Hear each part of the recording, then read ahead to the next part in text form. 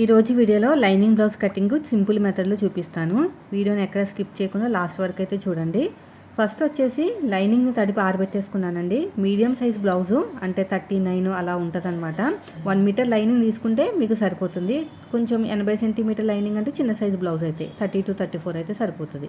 Lining తడిపి ఆరబెట్టుకుని iron చేసుకుని 4 folding చేసుకున్నాను.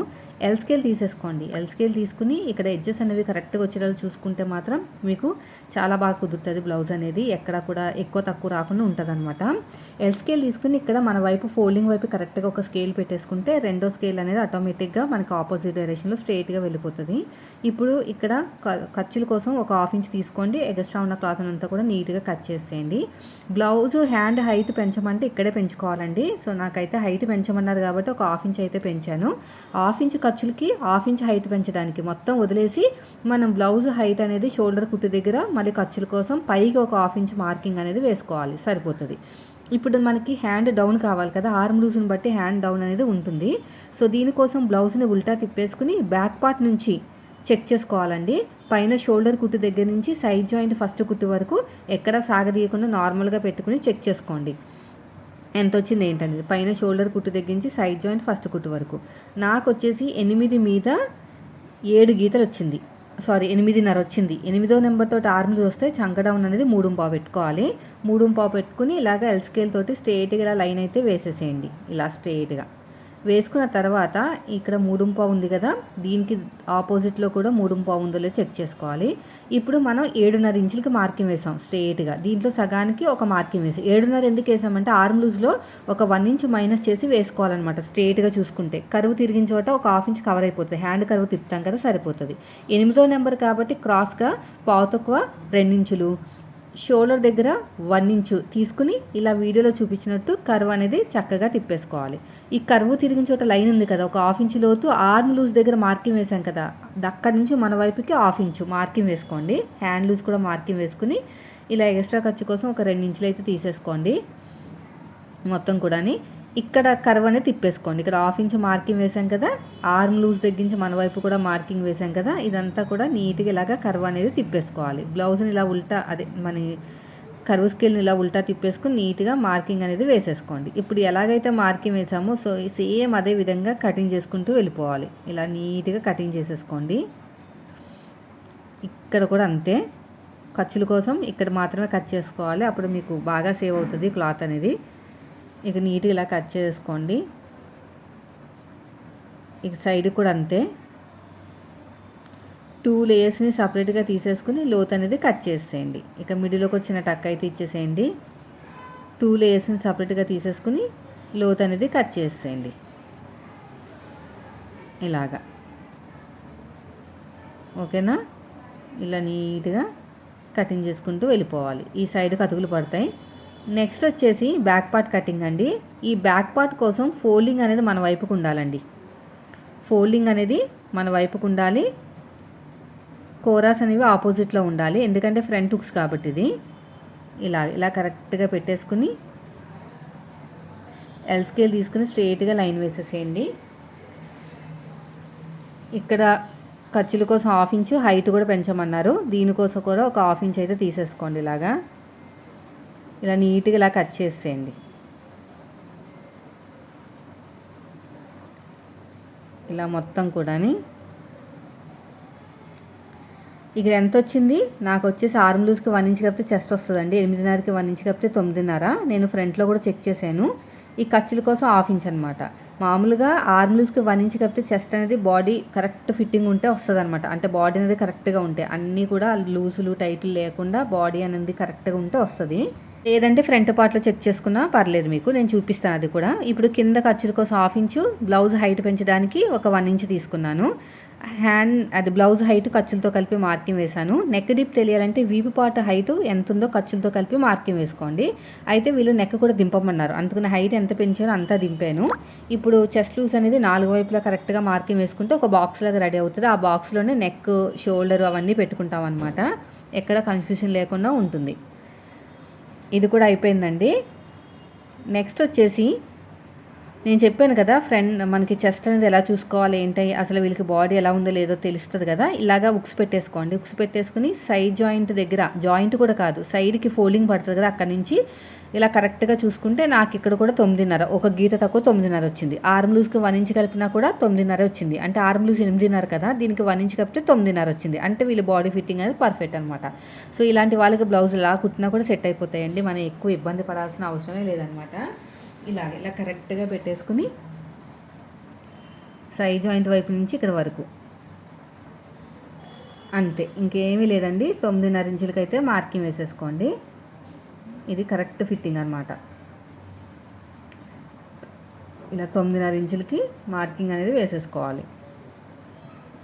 అయిపోయింది. ఆ బ్లౌజ్ హైట్ కూడా ఇటు అటు కొంచెం ఎక్కువ తక్కువ అనిపించింది, అందుకని చెక్ చేస్తే కరెక్ట్గానే వచ్చేసిందండి. ఇలా స్ట్రేట్గా చూసుకోవాలన్నమాట, కరెక్ట్గా రావాలి. బాగానే వచ్చింది కరెక్ట్గానే. నెక్ విడ్త్ వచ్చేసి 2.5, ఖర్చుల కోసం 1/4 ఇంచు, కింద ఖర్చులతో కలిపి 3 ఇంచులు తీసుకున్నాను. ఇప్పుడు నెక్స్ట్ వచ్చేసి ఎల్ స్కేల్ తీసుకుని స్ట్రేట్గా లైన్ వేసేసేయండి. కర్వ్ స్కేల్ తోటి నీట్గా ఇలా కర్వ్ అనేది తిప్పేసేయండి. ఇలా కర్వ్ అనేది తిప్పేసుకుంటే సరిపోతుంది. నెక్ పక్కన ఒక 1/4 ఇంచు మార్కింగ్ వేసాం కదా, అక్కడ నుంచి చిన్న సైజు షోల్డర్ ఖర్చులతో కలిపి తీసుకోవాలి. నాకు ఫుల్గా ఎంత వచ్చింది, 5 మీద 7 గీతలు అండి, 5.7 అనమాట. అదే మార్కింగ్ ఇక్కడ కూడా వేసాను. చంక డౌన్ 6 ఇంచులు తీసుకుంటున్నాను. 6 ఇంచులకి మార్కింగ్ వేసేసాను. ఇక్కడ కూడా 6 ఇంచులే.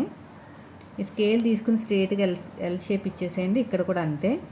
కర్వ్ స్కేల్ తోటి నీట్గా ఇలాగా కర్వ్ అనేది తిప్పేసుకోండి, సరిపోతుంది. షోల్డర్ దగ్గర ఎంత అయితే ఖర్చు కావాలో అంత ఖర్చు వదిలేసుకుని ఈ లైన్ నుంచి, కర్వ్ లైన్ నుంచి కింద నుంచి కొలుచుకోవాలన్నమాట. ఇలాగా నాకు కొంచెం తక్కువైంది, అందుకని కిందకి దింపాను. ఇప్పుడు సెట్ అయిపోతుంది. ఇలా నీట్గా చెక్ చేసుకుంటూ వెళ్ళాలి. సో ఇప్పుడు కరెక్ట్గా వచ్చేసింది. ఇప్పుడు నాకు నడుము దగ్గర కూడా డాట్తో కలిపి 9.5 ఇంచులు వచ్చింది. సగానికి ఫోల్డ్ చేసుకుని ఒక మార్కింగ్ వేసుకున్నాను. అటు ఒక 1/2 ఇంచు, ఇటు ఒక 1/2 ఇంచు. హైట్ వచ్చేసి ఒక 4 ఇంచులు అయితే తీసుకున్నానండి. అంతే. ఇప్పుడు ఎలాగైతే మార్కింగ్ వేసామో సేమ్ అదే విధంగా కటింగ్ చేసుకుంటూ వెళ్ళిపోవాలి.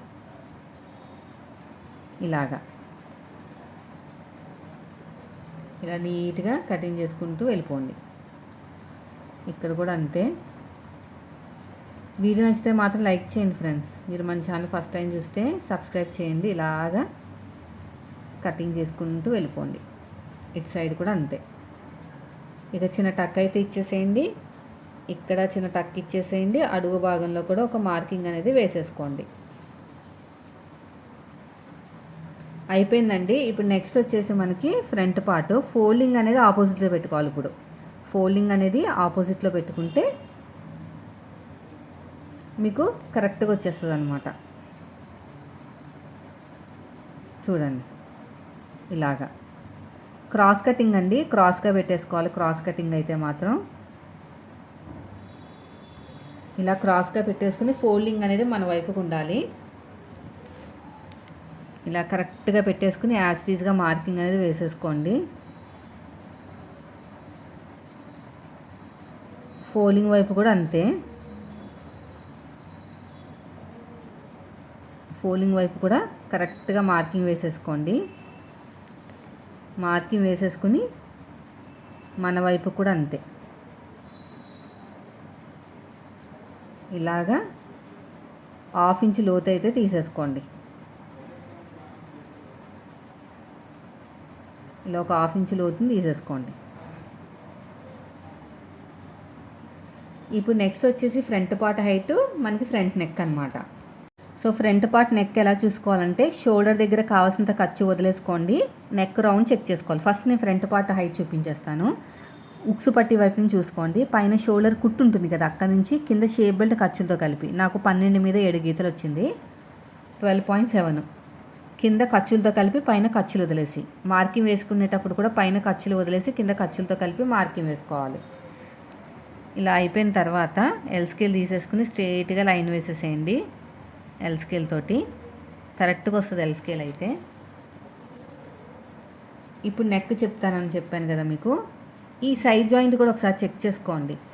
హ్యాండ్ జాయింట్ చేయడానికి ఖర్చు, కింద షేప్ బెల్ట్ ఖర్చుతో కలిపి మార్కింగ్ వేసుకోండి. అంటే ఒక 1 ఇంచ్ ఎక్స్ట్రా తీసుకోవాలి సైడ్ హైట్ కన్నా. కొంతమందికి నాకు సైడ్ అంతే కావాలి అంటారు.